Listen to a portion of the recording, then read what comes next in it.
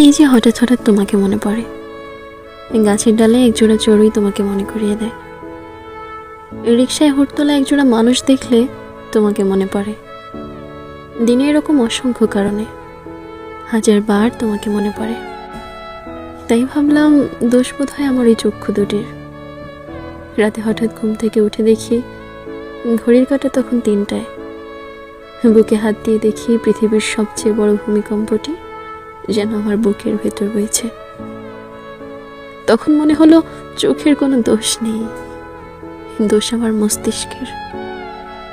যে মানুষ কল্পনায় বাস করে সে তো আর বাস্তবে থাকে না।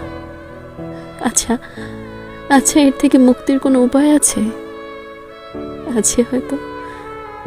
উপায় খুঁজতে গিয়েও দেখি আমার সমস্ত ভাবনারা আবার তোমাকেই খুঁজে নেয়। আমি যা লিখি তাতেই তুমি চলে আসো। যদি লিখি ফুল, তুমি হয়ে যাও সেই ফুলের কাঁটা। যদি লিখি দূরের আকাশ, তুমি হয়ে যাও রাতের জ্যোৎস্না। অনেক ভেবে দেখলাম, দোষ চোখের না, মস্তিষ্কেরও না, না শুধু হাতের। সমস্যা আমার শরীর জুড়ে, সমস্যা আমার সর্বাঙ্গে। তুমি দিয়েছো সেই কবে সকল হিসেব চুকিয়ে, তবে তবে দাওনি আমাকে তোমার থেকে মুক্তি।